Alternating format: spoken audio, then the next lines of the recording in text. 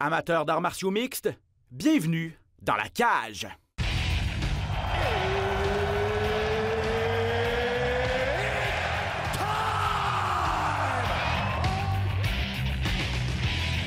Introducing first, Benoît Baudouin, RDS Info à Las Vegas.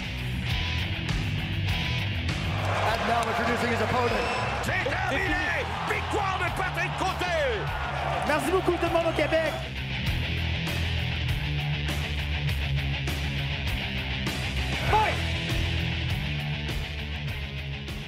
Salut tout le monde, bienvenue à cet épisode de Dans la cage, le premier de l'édition estivale 2021. Ben Baudouin en compagnie de Pat Côté.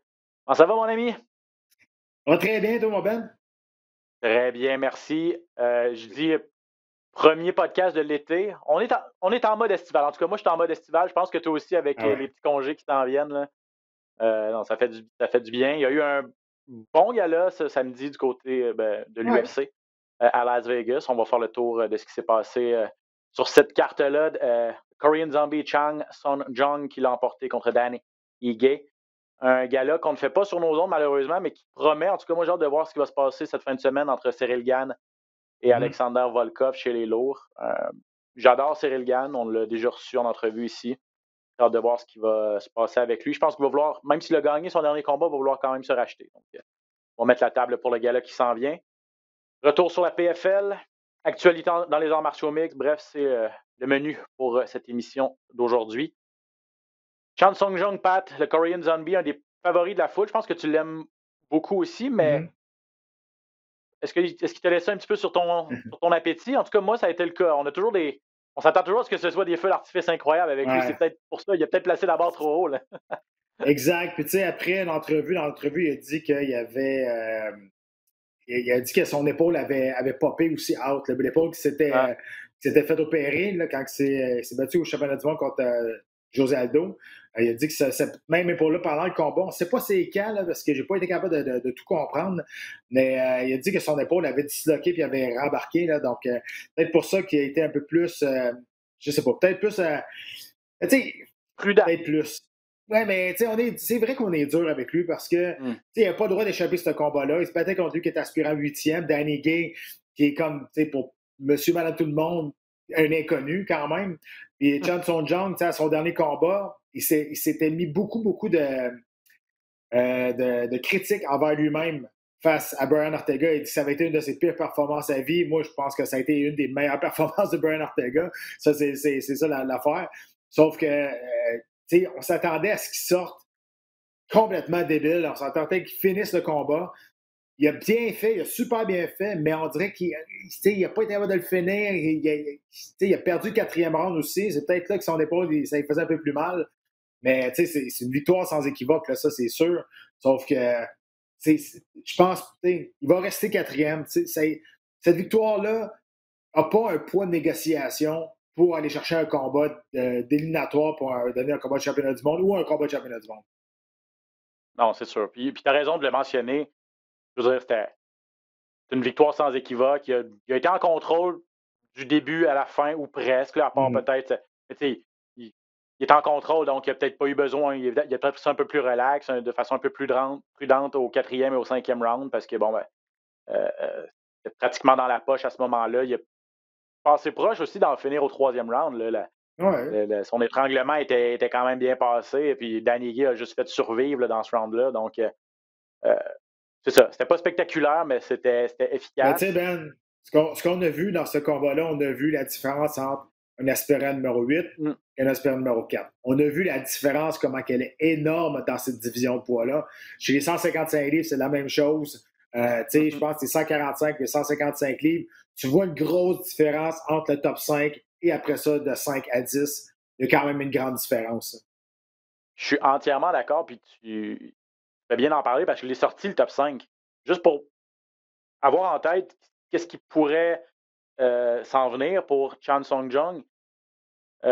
Champion Alexander Volkanovski, Max Holloway qui est encore aspirant numéro 1, Brian Ortega, qui est le dernier à avoir battu le Korean Zombie, qui va se battre en championnat du monde sous peu contre Volkanovski. Yair Rodriguez est numéro 4, le Korean est numéro 3, Korean Zombie numéro 4, puis Josh Emmett numéro 5. Là. Ouais. Écoute, je veux rien enlever à Josh Emmett, là, mais je veux dire... C'est ça, il y a peut-être même lui, il n'y a pas d'affaire là avec les 4 non, autres, mais 5 autres. Ben, c'est à cause de son nom. Tu sais, je veux dire, Josh Emmett, il n'y a pas grand monde qui sait c'est qui. Là. Toi et moi, on sait c'est qui. Puis on sait qu'il est le fun à regarder. Puis il est spectaculaire. Sauf que je pense que là, on voulait en parler à la fin de l'émission, mais là, on n'a pas le choix de. Je voulais en parler de Max Holloway. Il est blessé. Il était supposé se battre contre Yair Rodriguez. Moi, je verrais bien un combat revanche face à Rodriguez parce que il a perdu contre Rodriguez, mais il est en train de gagner ce combat-là jusqu'à temps que Rodriguez sorte d'un tour de magie de nulle part avec un coup de coude. Un coup que je veux dire, encore aujourd'hui, on regarde ça et on se demande, ça sort de la matrice, ça n'a aucun bon sens. C'est ça, ça sortait de nulle part, puis c'était désespéré, mais c'était tellement beau. Moi, je verrais un combat revanche. Maintenant que Max Holloway est blessé, là, je verrais bien ça parce que, avant ça, t'as Max Holloway qui est en avant, tu l'as dit, mais là, il est blessé. Fait que là, il va y avoir Brian Ortega et Volkanovski qui vont se battre. Là, il reste quoi pour Chan Sung Jung? Il reste pas grand-chose, là, à moins que il décide d'attendre, puis il va peut-être prendre le gagnant de ce combat de championnat du monde. Encore là, moi, je trouve que cette victoire-là, ça donne pas un gros poids de négociation ou un gros poids de validation pour un combat de championnat du monde. Mais ça peut arriver, on ne sait pas. Mais là, tu parlais de son petit pépin, son petit bobo à l'épaule. Est-ce que lui aussi va avoir besoin de prendre un peu de temps? Chan Sung Jung, peut-être. Il y a... On sait, Max Holloway, en tout cas, j'ai pas vu, mais on ne sait pas trop si c'est sérieux ou pas. Si les deux sont blessés, ils doivent être sur la touche pendant quelques semaines. C'était supposé être dans moins d'un mois, là, Max Holloway contre Yair Rodriguez le 17 juillet. Si les deux ont besoin de prendre un peu de temps, Max Holloway contre le Korean Zombie, ça serait très bon aussi. Les gens achèteraient, c'est ça. Mais non, je suis d'accord avec toi qu'il y a des options. Il n'est pas encore... Avec ce qu'il a fait en 20 semaines, on ne peut pas dire, OK, c'est clairement lui le prochain pour avoir une chance au titre, aller affronter le gagnant de Volkanovski ou Ortega. Mais qui d'autre? C'est ça. Tu veux-tu faire passer Korean Zombie en avant de Rodriguez quand Rodriguez a déjà battu? Je sais que des fois, les classements, ça ne veut rien dire, là, mais dans le top 5, souvent, il y a quand même un pouvoir de persuasion pour Rodriguez. Hey, moi, je l'ai déjà battu, ce gars-là. Pourquoi lui aurait un combat de championnat du monde avant moi? Je pense qu'il y a des bons arguments de son bord. Ah, puis il y a des bons arguments pour faire la revanche aussi, étant donné comment ça s'était fini la première fois. Donc, Rodriguez, Korean Zombie, c'est sûr qu'il y a quelque chose à faire avec ça éventuellement. Mais bon, suivons la situation au cours des prochaines semaines. Voyons voir comment le Zombie se porte, comment Max Holloway se porte et tout ça pour avoir le portrait un peu plus global chez les 145 livres. Danny Gay, lui, je n'irai pas jusqu'à dire que c'est un retour à la case départ pour lui, là, loin de là. Il a quand même perdu le 8e, il a perdu contre le 4e. Il n'était pas supposé de gagner ce combat-là, quand on regarde ça froidement. Mais je suis quand même un peu déçu de comment il s'est comporté, comment il est sorti. Je n'ai pas senti qu'il y avait vraiment le couteau entre les dents. Surtout. Il y avait énormément de respect pour le Zombie, mais je comprends. Ouais. Mais... Surtout que c'est lui qui a demandé ce combat-là. C'est lui qui a demandé d'avoir Chan Sung Jung. Il dit, je suis rendu là, il dit, je veux ce combat-là. Il l'a challengé, puis on lui donne. Puis on sent qu'il est ses freins, on sent qu'il a de la misère à comprendre le style de Chan Sung Jung, qui est un style quand même assez unique. Le jab de Chan Sung Jung était ultra efficace. C'est un jab qui est vraiment bien caché parce qu'il met tout le temps sa main avant en bas. C'est un jab qui vient de bas en haut. Mais quand tu as un bon jab, quand tu bouges bien la tête, il faisait énormément manquer Danny Gay aussi. Tu n'étais pas capable de toucher la cible. À un moment donné, tu te dis, OK, là, qu'est-ce qu'il faut que je fasse? Là? On dirait que ça l'a ralenti énormément.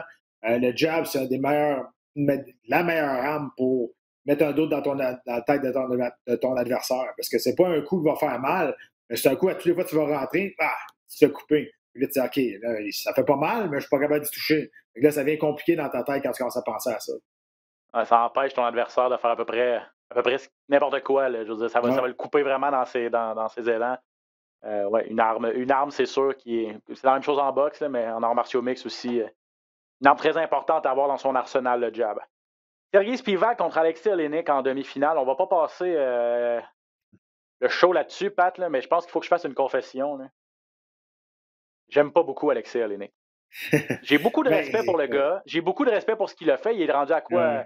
À peu près 80 combats professionnels. c'est une machine au sol. Ouais. Mais quand ça ne fonctionne pas comme il veut au sol, c'est éteint complètement comme combat. Il est debout, il est lent, il n'est pas bon.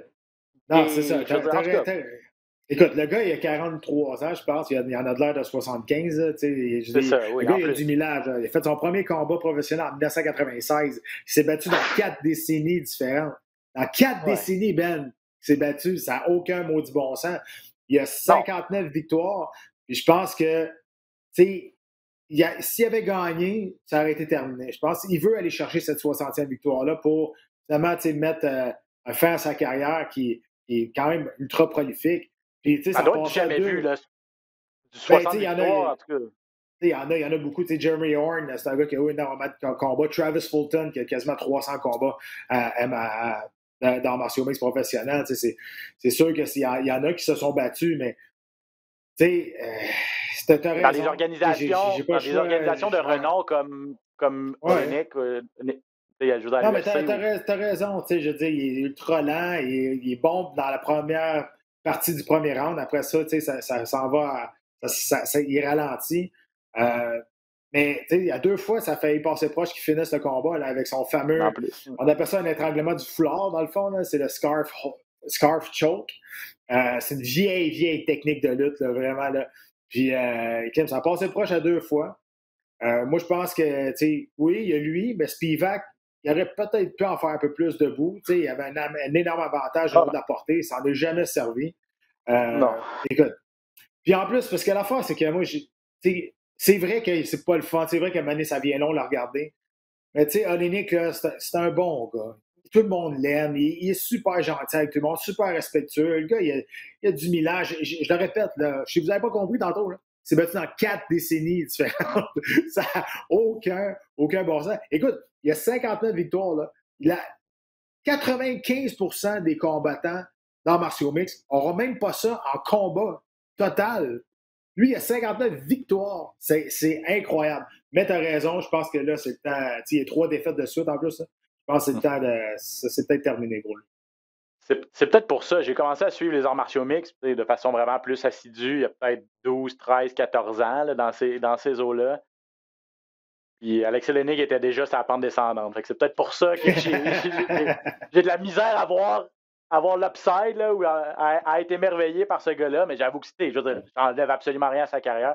Puis, j'ai dit que j'aimais pas particulièrement Alexis Oleinik. J'aime pas particulièrement Sergei Spivak non plus. Là, je veux dire, je m'excuse, là, mais chez les poids lourds, présentement, là, je peux t'en nommer 25 qui m'intéressent plus que lui. Là, je veux dire, t'as raison. Ben, moi, quand je te parle, moi, c'est plus les chiffres qui m'impressionnent que la performance d'Oleinik. On s'entend. Là. Mais oui, Spivak avait la chance, je pense, ben là, il n'était pas classé. Là, il a battu Oleinik qui était 15e, si je ne me trompe pas. Fait que là, il va avancer peut-être dans le top 15. Là, mais tu vois aussi, d'un poids lourd aussi, là, il y a une nouvelle génération qui arrive, puis tranquillement, pas vite, cette division-là devient de plus en plus intéressante. Elle qui a été morte pendant 3-4 ans, ça a été quand même une division plate. Là. Mais là, tu regardes ceux qui sont là, chez les poids lourds, en avant, dans le top 5. Je veux dire, ces 2 gars-là, ils n'arrivent vraiment pas proches de donner un bon combat à ces gars-là. Exactement, entièrement d'accord. Marlon Vera contre Davey Grant, combat de la soirée, samedi soir, une guerre. C'était beau, c'était le fun, c'était beau à voir. On s'en attendait avec 2 gars connus, 2 gars qui s'étaient déjà affrontés, 2 gars tough. C'est ce qui s'est passé là, chez les poids coqs.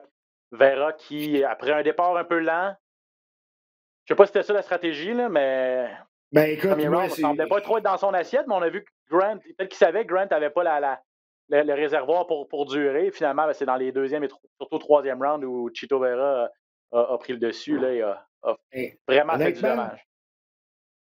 Je ne sais pas si c'est Vera qui a été commencé tranquillement ou Grant qui était complètement en feu. Honnêtement, ça venait de tout bord, de tout côté. Là. Ça venait en haut, en bas, les points, les kicks. Sérieusement, c'était dur à suivre, même à décrire. Il va bien ralentir à un moment donné. Il n'a jamais ralenti du premier round. Entre le 2e et le 3e round, entre le premier puis 2e, puis 2e et 3e round, je pense que l'avantage des hommes de coin, à mon avis, les hommes de coin, l'équipe était bien meilleure du côté de Marlon Vera. On a fait des ajustements, vraiment des très, très bons ajustements. C'était Camarillo qui était dans le coin de Brandon Vera. Puis on a fait bien les choses. Puis écoute, là, c'est 1-1. Je pense pas qu'on va faire une trilogie avec ça, mais même si ça avait été le combat de la soirée. En plus, Marlon Vera, lui, est classé. Puis pas Grant. Fait que, tu sais, je pense pas que ça l'intéresse d'avoir une trilogie. Mais il reste que c'était le combat de la soirée haut la main. Même après le deuxième round, on savait que ça allait être ce combat-là. Ils nous ont donné pour notre argent, on s'en attendait. Puis, tu sais, les combats revanche, tout le temps le fun, hein, parce qu'il y a une histoire autour de ça. En plus, c'est Grant qui avait gagné. Fait que, non. Je pense que le premier round aussi, là, il y avait peut-être un aspect psychologique. Tu sais, Grant savait qu'il l'avait déjà battu. Il rentrait dedans, il l'a pas craint. Il verra peut-être un peu surpris, peut-être la rapidité ou de l'intensité de son adversaire. Fait qu'il a laissé passer la tempête, comme tu disais, mais écoute, tout un fight. Ouais, puis belle performance de Marlon Vera qui l'a emporté. Il avait perdu son combat précédent. Marlon Vera, c'était contre José Aldo, quand même. Donc de retour sur le chemin de la victoire. Chito Vera. Pour David Grant, ben, ça mettait fin à une séquence de 3 victoires. Donc, sa première défaite en 4 combats. Mais ouais, ça a été divertissant du début à la fin. Et sur la carte, il y a eu plusieurs beaux KO. Surtout, il y a eu des combats qui sont terminés avant la limite. Ouais. Le gros KO, notamment celui de Matt Brown. Ouais, man. C'était. Ouais, c'est ça. C'est un autre que Pat aime, je sais plus. On ne sait jamais avec Matt Brown. C'est un vétéran, tout ça. Tu sais que ses meilleures années sont derrière lui. Tu te dis, bon, ben, c'est pas encore l'intérêt d'avoir un gars comme Matt Brown, pour aller avec la nouvelle garde et tout ça. Ben, il a prouvé c'était quoi son intérêt. Il a prouvé qu'il pouvait encore tirer son épingle du jeu avec un one-punch knockout spectaculaire. Tu sais, moi, Ben, je vais toujours prendre pour ces combattants-là. C'est des combattants de mon époque. C'est moi. Là, je vois ces gars-là, puis je vais dire, hey, le gars a 40 ans, puis il est encore capable de performer. Il sortait de 2 défaites de suite, je pense, Brown. Fait que, une grosse victoire pour lui. Puis, on l'aime, Matt Brown. C'est un gars que tu vois. Il n'a pas l'air sympathique. Il s'appelle The Immortal parce qu'il y en a qui disent The Immortal is but. Mais la vraie raison, c'est parce que c'était un junkie, lui, avant. C'était un héroïnomane. Les arts martiaux l'ont sorti de ça, puis il s'est sauvé. Il s'est sauvé de crever, justement, à cause de la drogue. Fait que c'est pour ça qu'il s'appelle The Immortal aujourd'hui. Mais avec son style de combat aussi, on peut l'appeler The Immortal. C'est un gars qui va toujours à la guerre. Il y en a du millage, mais écoute, moi, je suis tellement content pour lui. Là, pas que j'en voulais à son adversaire. Mais c'est des boys de mon époque, moi. Fait que je vais tout le temps prendre pour eux autres. Jamais je vais aller contre eux autres. Puis, j'ai des amis, des fois, qui demandent pour qui tu prends ça là? Fait que, s'il y a Robbie Lawler, Condit ou Matt Brown qui se battent, impossible que je prenne pas pour eux autres. C'est plate. C'est ça. Non, je comprends tout à fait. Parce que, comme tu dis, il donne toujours des bons combats, mais là, il était sur 2 défaites de suite. Puis là, tu te dis, Colin, qu'est-ce qui va avec Matt Brown? Est-ce que la compagnie va être patiente avec lui? C'est quoi son avenir à court terme? Ben là, son avenir à court terme, il est assuré. Là, s'il veut, il va continuer à se battre à l'UFC tant qu'il va vouloir ou presque. Parce que, en tout cas, pour ce qu'on peut prévoir, là, mais je veux dire, c'était beau, là, la grosse droite qui a couché Diego Lima. C'est un walk-off knockout. C'est un walk-off knockout. Ça fait 2-3 qu'il fait là, avec le coup de coude avec Diego Sanchez. C'est ça, des walk-off knockouts. J'ai bien un regret dans ma carrière, c'est bien ça que j'ai pas réussi à faire. Tu donnes puis tu le vois qu'il tombe, puis tu t'en vas. Tu sais que c'est fini. Et ça, là, c'est de toute beauté. Juste de voir ça te fait un maudit beau highlight dans ta carrière. Ah ouais, c'est ça. Après ça, tu sais que ça va rouler en boucle à chaque fois que tu vas te rebattre, ça va repasser. Ça va être un méchant bon feeling là, en tant que combattant de se dire OK, je l'ai travaillé, ce coup de poing. Il l'a dit en plus en entrevue dans l'octogone après, il dit oui, je savais que la combinaison pouvait marcher. Il commençait à être temps parce que sa jambe avait commencé à être virée au mauve. Là. Il commençait à être temps qu'il fasse quelque chose.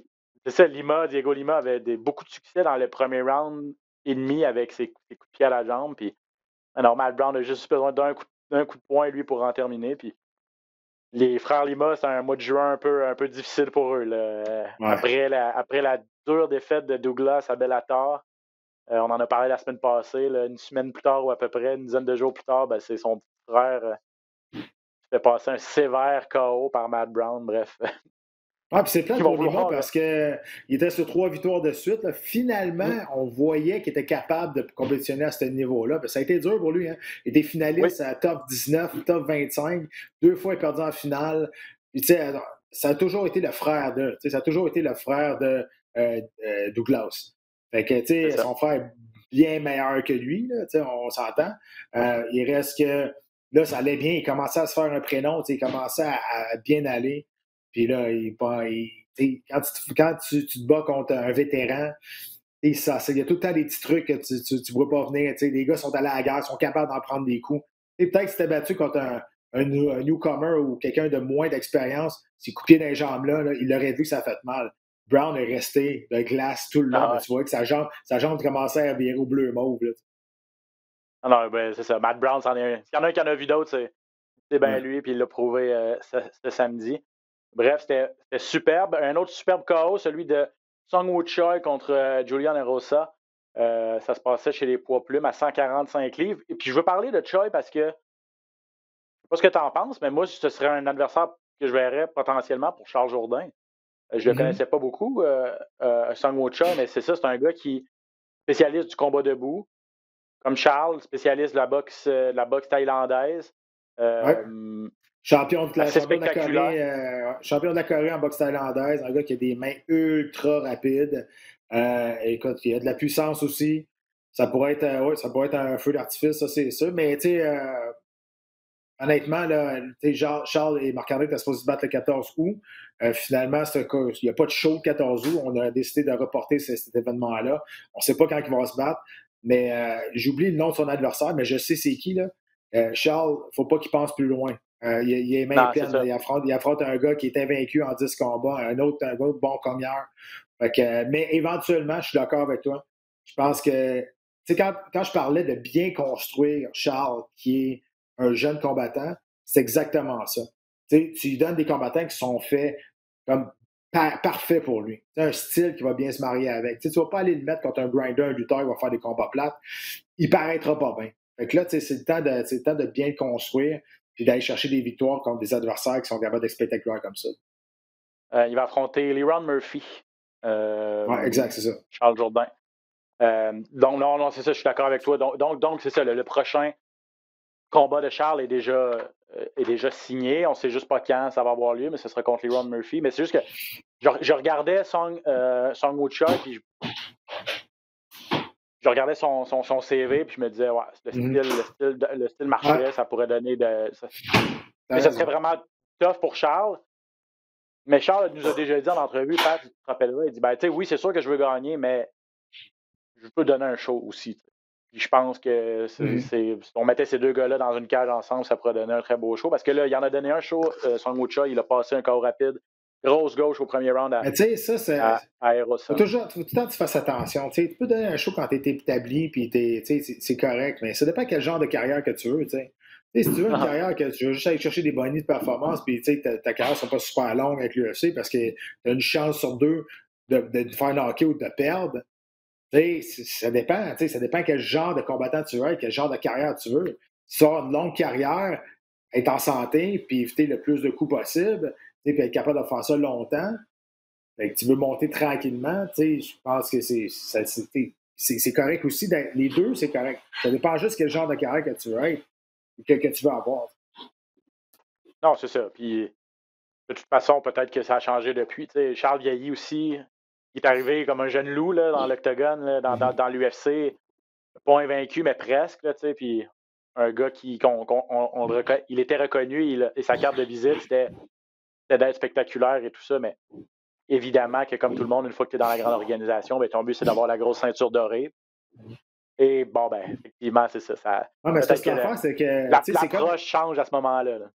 Oui, mais tu sais, les gros cogneurs, là, ils cherchent pas le KO. Ils savent qu'à un moment donné, ça va arriver parce qu'ils ont de la puissance. Et si tu as un gars qui est spectaculaire, tu te sens dans toi. Tu n'as pas besoin de dire je vais donner un show à soir. Tu n'as pas besoin de te mettre la pression parce que ça va ressortir à un moment donné. C'est comme ça que tu es. C'est comme ça que tu t'es rendu à l'UFC. Fait que tu n'as pas besoin de te forcer pour faire un show parce que ça va venir tout seul. Fait que c'est ça qui est important de mentalement. L'approche du combat, c'est ça le plus important de ces rendus-là. à suivre. Donc, pour eux, c'est ça. Donc, le 14 août, ça devait avoir lieu, Pat, en Angleterre. Une carte qui mettait en vedette Darren Till. Là, on ne sait pas, c'est ça. Il n'y aura juste pas de gala cette date-là. En tout cas, pour l'instant, c'est ça qui est au calendrier, là, une semaine de congé. Mais donc, on va replacer les combats sur d'autres cartes. Marc-André Barriault devait affronter un Congolais qui s'appelle Dalcia Lungimbula. Ouais, Lungimbula. Charles Jourdain devait affronter Leron Murphy. Est-ce que les deux se retrouveront sur la même carte? Qui sait? Est-ce que les deux se battront au mois d'août? Qui sait? Est-ce que les adversaires vont demeurer? On imagine que oui, mais pas sûr non plus. Ça, c'est cool. C'est cool pour nous parce que le 14 août, au départ, on n'était même pas supposé de le faire. C'était un gars-là qui était seulement sur Fight Pass. On n'aurait pas été capable de le présenter sur les ondes d'RDS ni dans RDS2. C'est ça. Je trouvais ça vraiment dommage. On essayait de contourner un peu les règles des droits. Mais finalement, quand on a vu que ça avait tombé, on était quasiment content parce que on veut être capable de les présenter ici au Québec. Ah oui, c'est sûr, c'est sûr. Et puis ça nous permet de lancer ce qui s'en vient cette fin de semaine, parce que cette fin de semaine, c'en est un. C'est sur Fight Pass, Pat, exclusivement. Ce gars-là qui met en vedette, en fait, Cyril Gane contre Alexander Volkov chez les lourds en grande finale. Et bien, les gens vont dire pourquoi RDS ne présente pas ce combat-là. Pourtant, c'était à 1 heure normale. Je pense que ça se passe à Las Vegas, en tout cas, sauf erreur. Ouais. Surtout, ça se passe à 4 heures l'après-midi. Là, je veux dire, c'est quoi l'enjeu? Ben, l'enjeu, c'est que c'est les droits de diffusion. Puis l'UFC est pas. L'UFC possède sa propre plateforme de diffusion, qui s'appelle UFC Fight Pass. Il doit payer un montant mensuel ou un montant annuel pour être abonné. Puis leur façon de le mousser un petit peu et d'attirer les gens vers la plateforme, ben, c'est de présenter des galas exclusifs. Parce que le monde, il s'en souvient. Ailleurs. Le monde ne s'en souvient plus parce que l'année passée, il n'y en a pas eu de combat Fight Pass. Il y a eu 42 événements qu'on a présentés à la télévision. C'est beaucoup, ça. C'est énorme. Par exemple, ma femme, je n'ai pas été souvent là cette fin de semaine. Mais honnêtement, l'affaire, c'est que, exactement, là, la vie normale, elle recommence un peu. Et là, on va recommencer à faire des galas exclusifs sur Fight Pass. C'est juste que le monde ne s'en souvient pas parce qu'avant la pandémie, il y en avait des galas justement sur Fight Pass. Pour vrai, il y avait entre 35 et 40 événements par année qu'on présentait. Mais le reste, c'était sur Fight Pass. Il y a 7 à 8 shows par année qui étaient sur Fight Pass. Fait que ça va recommencer à redevenir comme ça. Donc, puis en fin de semaine, ben, c'est ça. C'est exclusif sur Fight Pass, le gala de samedi prochain. Ça te dit quoi, Cyril Gane contre Alexander Volkov? Est-ce que le bon gamin a ce qu'il faut pour venir à bout du grand russe? Parce que on parlait, là, tu mentionnais cette nouvelle garde chez les lourds. Cyril Gane, c'en est un. Là, c'est celui qui est à l'avant-plan de cette nouvelle génération-là. Il faudra qu'il soit plus impliqué dans ce combat-là qu'à son dernier. Si je ne me trompe pas, c'était face à Rosenstruck, son dernier combat. Ça avait été long. Ça avait été long. Les deux avaient peur de se frapper. Les deux avaient peur de se faire frapper. Écoute, ça avait été un long combat. Quelque chose qu'on n'a pas... que Cyril Gane nous a jamais pas vraiment habitués. C'est un gars qui d'habitude qui est très actif, qui est agile, qui va vers l'avant, qui est agressif. Là, on dirait qu'il y avait les deux. C'est pas juste lui, mais ça prend un partenaire pour danser. Là, il n'a pas un des deux qui ça y tentait. Là, où il n'aimait pas la musique, là, je sais pas, mais il n'y a pas un des deux qui voulait danser ce soir-là. Puis, regarde, c'est ça qui est arrivé. Ça a donné un combat quand même assez plate, assez terne. Victoire pour Gane, ça, c'est correct. Là, mais là, je pense s'il veut s'imposer comme étant un poids lourd dangereux et d'avenir, et Volkov, c'est un gros nom pour lui, puis il faut qu'il en donne plus. Il faut qu'il en donne plus et il n'y a pas le choix. Je pense qu'il s'en voulait lui-même après son dernier combat. C'est pas caché, là. Il a été critique envers lui-même. Dana White avait été critique envers lui en voulant dire on nous le vend comme la 8e merveille du monde, là, Cyril Gane, un gars complet, un gars qui a de la puissance, mais qui est aussi rapide, qui est aussi agile sur ses pieds. C'est des gros poids lourds qui sont bons qui sont bons avec leurs poings, avec leurs pieds également. Pas tant que ça. Il dit, il va falloir qu'il m'en donne.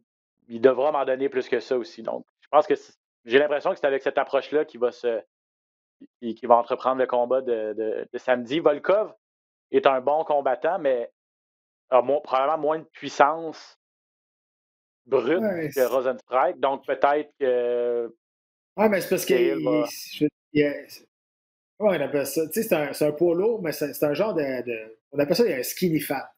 C'est un grand poids lourd qui n'a pas l'air super fort, mais qui cogne solide quand même. Je veux dire, il a knocké Overeem. Je veux dire, même si Overeem, c'est plus le menton qu'il avait, mais quand même, il est capable de knocker des gros bonhommes.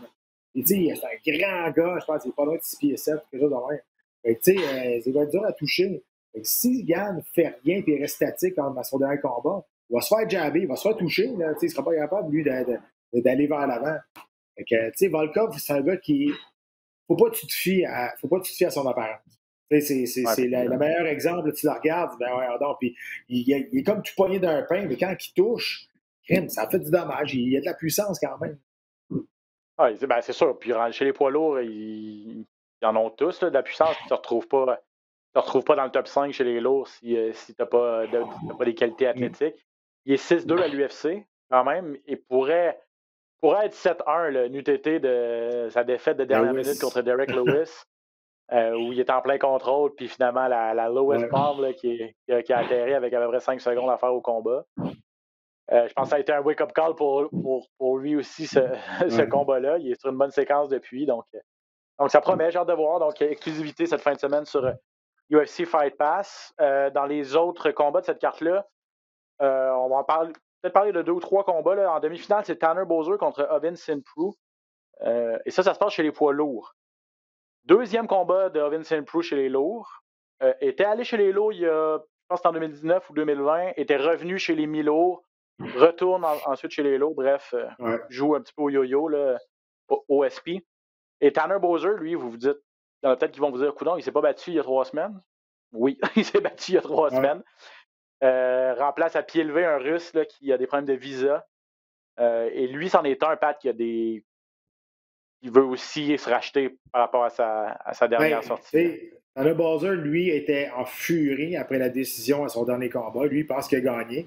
Il était tellement en maudit qu'il a dit à Dana White, il a dit à l'UFC, pas à Dana White, mais il a dit à l'UFC après ça, il a tweeté sur Twitter. Il dit « Je veux m'en battre le plus vite possible pour finir mon contrat. » Est-ce que ça veut dire qu'il veut s'en aller? Est-ce que ça veut dire qu'il est déçu de l'organisation? Mais à un moment donné, la décision, si tu gagnes ou perds le combat, c'est pas l'UFC, c'est la commission athlétique. Fait ça dépend contre qui t'es fâché. Je ne sais pas ce qui s'est passé en arrière. C'est peut-être passé quelque chose. Mais il était fâché d'avoir perdu ce combat-là. Lui, dans sa tête, il l'avait gagné. Puis, juste après ça, il est allé justement sur Twitter, il a écrit « Je veux me remettre le plus vite possible. I'm pissed and I want to fight my contract out. » Donc, il veut se battre son dernier contrat son dernier combat pour s'en aller. Ou peut-être, je ne sais pas s'en aller, mais il veut se battre. Il veut battre son dernier combat sur son contrat. Donc, tu sais, d'habitude, ce que tu fais, en temps normal, le dernier combat sur ton contrat, si tu veux rester dans l'organisation, tu le fais jamais. Tu négocies toujours avant, puis l'UFC fait toujours ça aussi, juste au cas que tu deviennes plus important. Ce que je veux dire par là, c'est que tu veux jamais, mettons, là, tu es rendu dans le top 10, là, puis là, tu te dis, OK, non, moi, je veux pas me re-signer tout de suite, je veux arriver à mon dernier combat. Puis là, tu te bats contre un gars qui est dans le top 5. Là, tu pètes le gars qui est dans le top 5 et tu te retrouves agent libre. Fait que là, tu as un gros pouvoir de négociation parce que tu viens de knocker là, tu es rendu dans le top 5. Fait que là, c'est bon. Mais l'UFC ne veut jamais ça. Fait qu'ils vont toujours aller de te négocier avant ton dernier combat pour faire un nouveau contrat de 4 combats ou 3 combats et annuler le dernier combat sur ton contrat. Fait que la roue toujours tourne. Fait qu'ils ne donnent jamais la chance.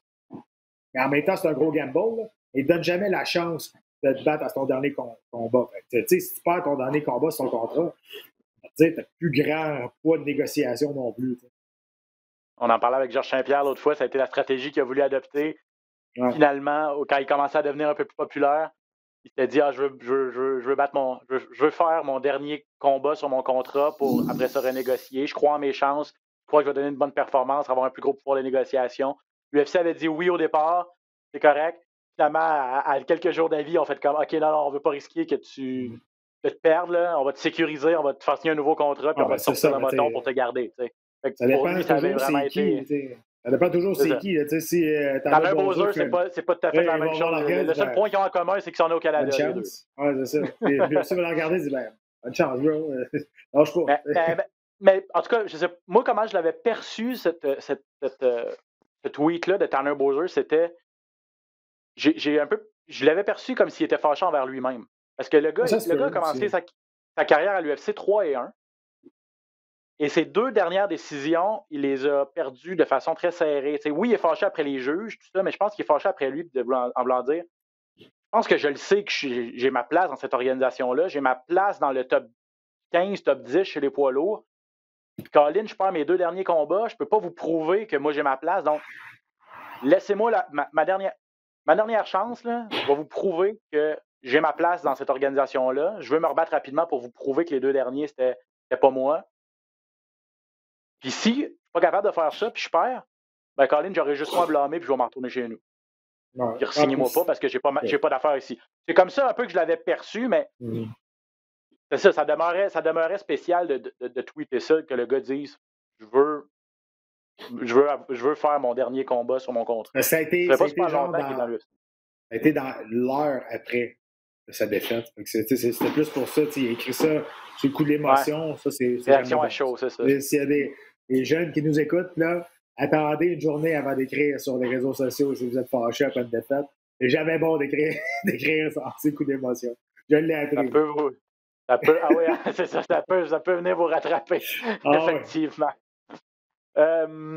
Andrew Fili va se battre contre Daniel Pineda chez les poids plumes, donc 145 livres. Andrew Fili, un de ceux qui a battu Charles Jourdain l'année dernière, un vétéran. Pineda aussi, un vétéran. Donc, ça va être sur la carte de cette fin de semaine. Puis peut-être un autre combat, l'autre combat, je vais peut-être t'entendre là-dessus, Pat. Renato Moicano contre Jay Herbert. Renato Moicano, là, je ne sais pas si on parlait ça d'une descente aux enfers ou quoi, là, mais la chaîne est débarquée par à peu près. Le gars était dans le top 5 ou pas loin, chez les 145 livres, il y a quoi, peut-être 2-3 ans à peine. Ouais. Perd contre des gros noms, là, je veux dire, oui, il y a des défaites, mais pas contre n'importe qui. Et là, se retrouve hors du top 15, se retrouve enterré dans une sous-carte sur UFC Fight Pass, je sais pas trop. Ouais. Mais j'ai de la misère avec ça, de dire, ouais, regarde contre qui il a perdu. Oh, mais si c'est pas contre ces gars-là, c'est parce qu'il est rendu là, je veux dire, à un moment donné, tu peux dire, OK, regarde, le gars, il s'est battu contre lui, je veux dire, c'est sûr que, c'est des défaites qui sont honorables. Ouais, mais ça, le gars, il vient pas d'arriver hier, là, où il y a aussi, c'est Renato Moicano, ça veut dire qu'il était rendu là, puis lui, il a accepté ce combat-là aussi, fait qu'il pensait qu'il était capable de les battre. Puis peut-être qu'il y a une soirée, il aurait été capable de les battre. C'est juste cette soirée-là, ça n'a pas tourné pour lui parce qu'il a quand même beaucoup de talent, Renato Moicano. Mais tu sais, à un moment donné, je trouve que c'est facile des fois. Tu sais, dire que quelqu'un perd un combat sur une séquence de défense, il dit, mais regarde contre qui il a perdu. Non, mais c'est parce que si c'est pas contre ces gars-là, c'est parce qu'il est rendu là. Tu sais, c'est parce qu'on veut savoir s'il est capable d'aller plus haut. Tu sais, c'est rare qu'on va faire le 10e contre le 2e.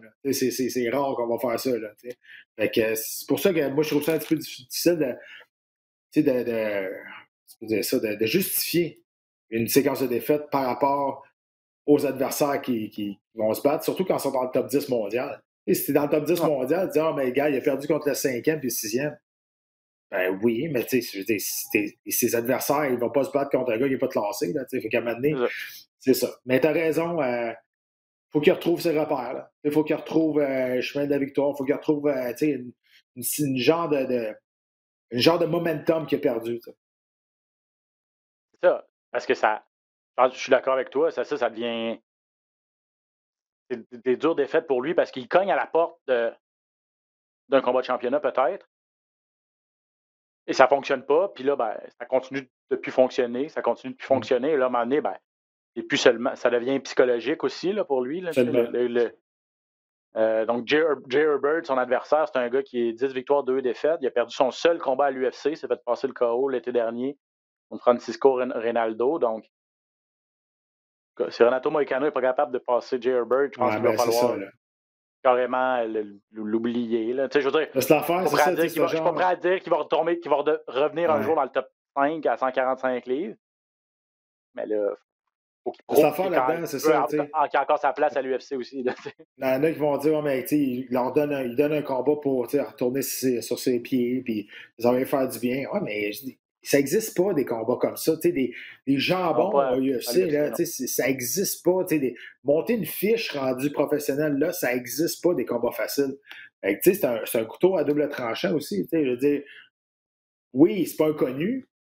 Tout le monde dit OK, ben, ça va lui faire du bien. On lui donne un combat pour se retourner ses bonnes rails. En même temps, là, lui, toute la pression, il n'a pas le droit de perdre ce combat-là. C'est énormément de pression. Là. Le gars, en avant de lui, lui, il a tout à gagner. Je veux dire, personne ne connaît ce gars-là. Fait que c'est pas un combat si facile que ça pour Mike Hanna. Donc, ce sera cette fin de semaine sur UFC Fight Pass si vous êtes abonné. Sinon, pas trop tard. Pas trop tard.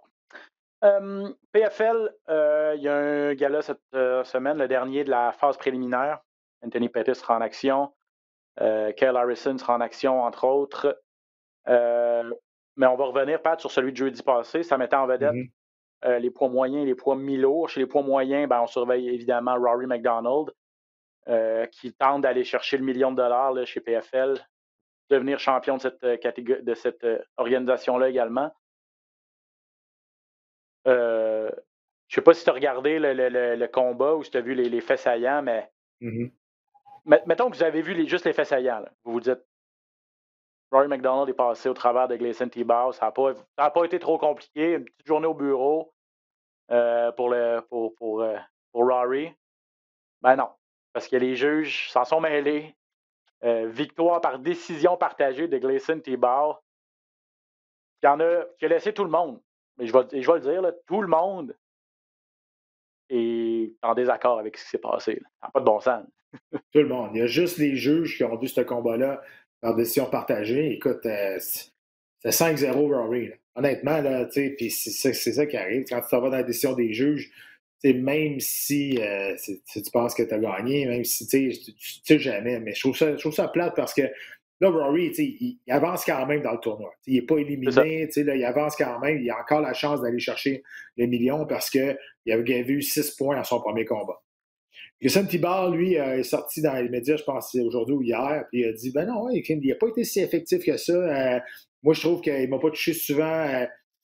Écoute, je veux dire, il y a 2 juges dans tout le monde des arts martiaux mixtes qui a vu Gleison Tibau gagnant dans ce combat-là.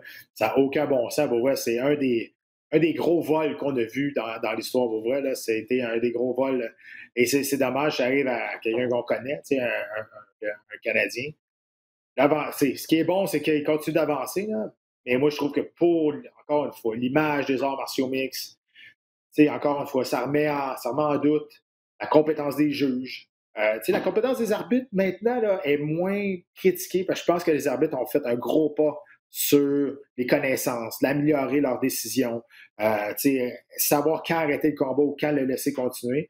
Ça, je peux donner. Encore des erreurs, ça ne sera jamais parfait. Puis comme des combattants, il y a encore du monde qui donne des coups de pied dans les couilles. C'est la même affaire. Tu comprends? C'est des gars qui mettent des doigts dans les yeux. Ça ne sera jamais parfait. Mais il reste que les juges, là, je comprends pas. Souvent, ils sont 3 autour. Là, je ne sais pas qu'est-ce qu'ils regardent. S'ils ne voient pas la même chose, c'est parce qu'à un moment donné, il manque une éducation au niveau des juges. Souvent, c'est des anciens juges de boxe qui arrivent, puis là, se sont recyclés, ils ont fait 3-4 cours de jiu-jitsu, là, ils pensent qu'ils connaissent ça. Ça prend une formation. Ça prend une formation pour devenir un juge d'arts martiaux mixtes. Il faut que tu connaisses le sport. Il faut que tu connaisses au moins les bases du combat debout, de la lutte et du sol. Au moins que peut-être tu en as déjà fait, ou peut-être que tu es au courant, tu es un fan de ça, peu importe. Et là, l'autre question qu'ils disent, c'est que on voit des anciens fighters devenir des arbitres. Il n'y en a pas beaucoup, mais on a vu à l'UFC, il y a Frank Triggs, il est devenu arbitre. On l'a vu. Pas à l'UFC en tout cas, là, mais à l'UFC, là, il y a eu Frank Triggs. Ça, on l'a déjà vu. C'est pourquoi les combattants ne viennent pas juges. C'est parce que dans ce monde-là, tout le monde se connaît aussi. Les conflits d'intérêts, là, ça serait rough de contrôler ça. La question, c'est pas qui arbitre quoi ou qui juge quoi. C'est comment tu le juges. Et ça, si tu n'as pas les connaissances puis savoir comment tu juges un combat, comment tu fais pour le juger honnêtement puis impartialement, c'est ça qui est plate là-dedans.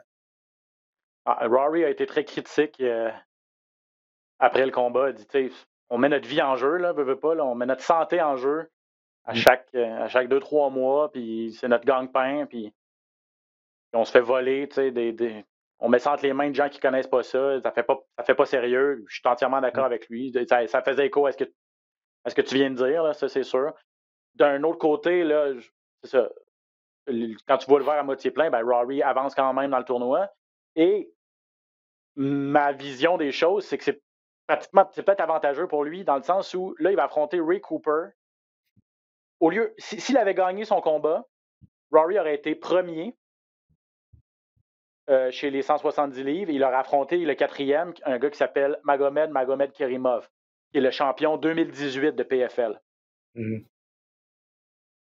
Là, vu que Rory a 6 points, il n'a pas fait de points dans son dernier combat, il est 3e sur 4. Il affronte celui qui est 2e, Ray Cooper, le champion de l'an passé. Mais ce que j'ai regardé de PFL cette année, là, vous allez me dire, rendus là, sont tous bons, là, je suis d'accord.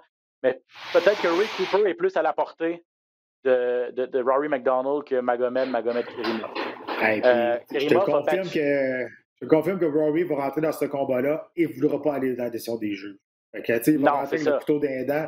Et ça va être le fun, ce combat-là. Moi, c'est sûr que ce combat-là est bien plus vendeur que contre le Russe. Là. C'est sûr que quand j'ai vu ça, ce combat, j'ai dit « Oh, OK, c'est cool. » Quasiment tant mieux qu'il ait perdu son combat parce que ça va être tout un fight.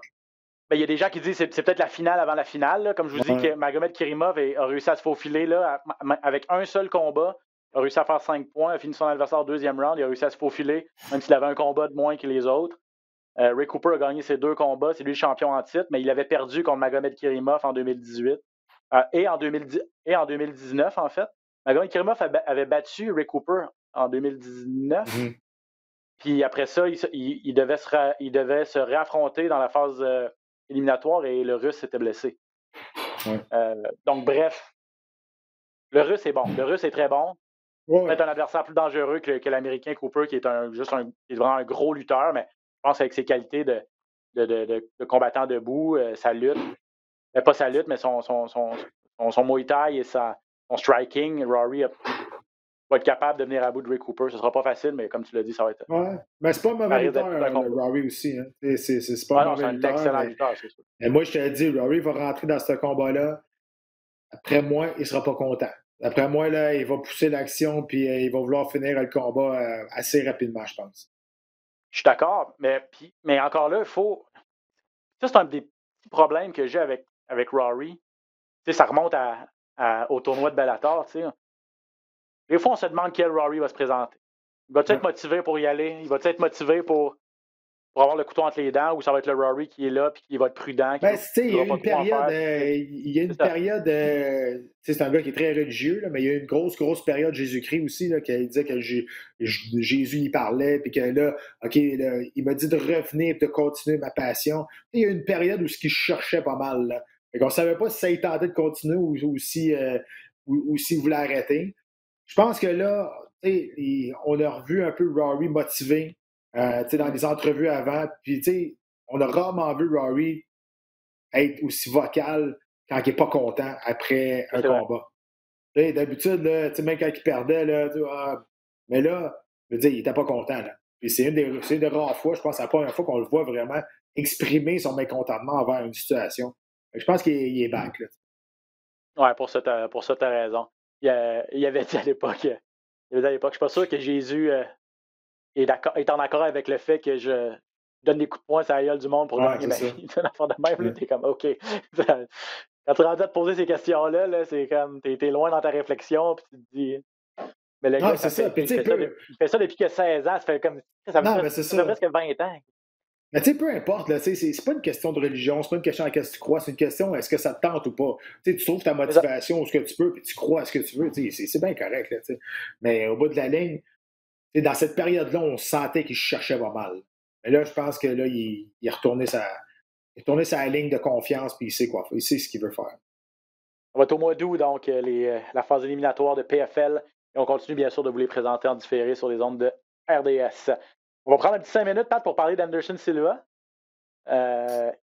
Est-ce que qui a battu Julio César Chavez Jr. ancien champion des mi-moyens, des moyens de la WBO, ancien champion du monde de boxe, donc. Le bon vieux Anderson Silva, l'ancien adversaire de Patrick Côté, ancien rival, qui est de retour au sommet. Honnêtement, c'était beau à voir, là. C'était de toute beauté. Il a donné un spectacle. Encore une fois, là, les juges ne sont pas là partout. Là, il a gagné par décision partagée. Il a gagné quasiment toutes les rounds. Sinon, toutes les rounds. Là. Honnêtement, là, c'est le fun. Pour vrai, j'ai été agréablement surpris de voir Anderson Silva à 46 ans, boxer de même, donner un spectacle, aller dans le coin, dire de s'en venir encore, de le larguer. D'un bout à l'autre, c'était fantastique. Là, tu regardes Anderson Silva qui... il a gagné un combat dans les 7 dernières années, je pense, ou quelque chose de même. Son étoile n'avait pas allé. Tout le monde ça va se battre à boxe, whatever. Il n'y avait pas grand intérêt, mais tu as regardé ce combat-là, tu dis, man, the GOAT is back. Je veux dire, c'est exactement ça que j'ai vécu. One of the greatest of all time is back. Je veux dire, c'est incroyable de voir ce qu'il a fait à 46 ans. C'est ça. En fait, ce qui était beau, c'était bon. De un, il a très bien paru, là. En boxe, il a très bien paru. C'était le bon vieux Spider, là, qui, comme tu dis, s'en va dans le coin, bouge la tête, nargue un peu son adversaire, il n'est pas capable de le toucher, réussit à le toucher avec des bons uppercuts. Bon, Julio César Chavez, on sait que c'est pas son père, là. Loin de là. Il y a des gens qui disent que Senior serait probablement capable de battre Junior aujourd'hui. Mais bon, il a quand même été champion du monde de boxe. On va pas y enlever ça non plus. Mais c'est ça, c'était beau de voir le bon vieux Spider. Puis c'est ça. Honnêtement, si j'étais lui, là, il n'a pas fermé la porte complètement, mais en conférence de presse, il a dit, je pense que j'ai prouvé ce que j'avais à prouver. J'ai plus besoin de rien faire. Si j'étais lui, là, je me retirerais là-dessus. Honnêtement. Il a fini sa carrière à l'UFC, 1 victoire, 5 défaites. Ouais. Là, c'était tough, là. C'était tough. Ça n'a pas fini comme il voulait à l'UFC. Un belle petite prise sur le Sunday, là, avant d'accrocher finalement. On va te dire, c'est quoi le problème? Parce que là, avec cette performance-là, qu'il a faite, là, écoute, on va l'attirer avec beaucoup d'argent. Ça, c'est sûr et certain. On va l'attirer avec beaucoup d'argent, puis là, il y en a plein qui vont se mettre en ligne, soit des YouTubers, whatever. Il y en a plein qui vont faire ça, puis ça va générer des millions et des millions s'il veut faire un autre combat de boxe. Puis c'est ça. Je veux dire, c'est ça le problème. Pas vraiment un problème pour lui. Là. Il y a des pires problèmes que ça. Exact. Mais tu sais, c'est la réalité. Et en place de dire c'est quoi le problème, c'est quoi la réalité, ben c'est l'argent. Puis là, c'est la grosse argent qu'il va pouvoir faire s'il fait un autre combat. Et donc, soyez pas surpris. Il y a les Logan Paul ou Jake Paul, je ne sais pas lequel des deux a dit. C'est Logan qui se bat contre Tyron Woodley? Ouais. Il a dit quelque chose. Mais... En tout cas, il a dit que ce serait un honneur de t'avoir en sous-carte. Puis, quand je vais avoir battu Tyron, on pourra s'affronter. Faut-tu être arrogant, pareil. Logan ou Jake Paul, whatever, qui dit à Anderson Silva, ça serait un honneur de t'avoir sur ma sous-carte.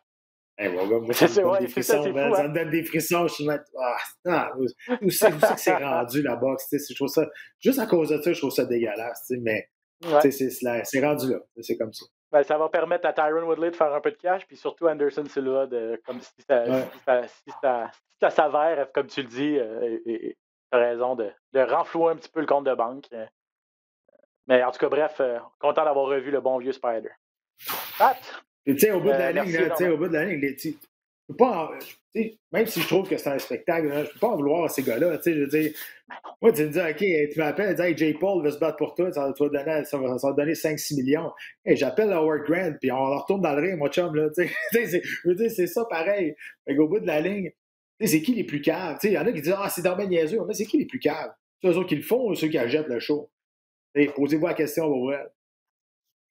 Poser la question, c'est y répondre, comme on dit. Sur ce, mon cher ami, merci énormément d'avoir pris le temps encore une fois cette semaine pour jaser avec moi. Je te souhaite un bon congé parce que vous avez congé cette semaine, congé la semaine prochaine, donc profite-en bien pour te reposer. Et nous aussi, on a congé la semaine prochaine. Ouais, au podcast, on a congé la semaine prochaine. On va être de retour dans la semaine précédente, le gros UFC 264. McGregor contre Poirier. Donc, le mardi 6, on va mettre la table pour ce gros gala-là. On va être en plein dans la semaine International Fight Week, la semaine internationale des sports de combat. Donc, il va y avoir beaucoup de choses à raconter à ce moment-là. Donc, on se retrouve dans 2 semaines. Pat, merci, à bientôt. Tout le monde, merci, à bientôt. Et merci d'avoir été des nôtres pour cet épisode de Dans la cage. Ciao!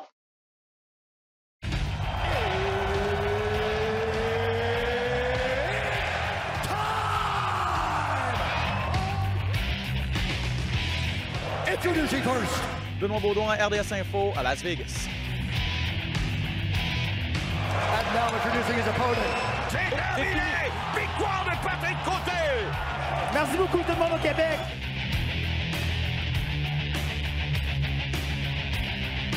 Fight!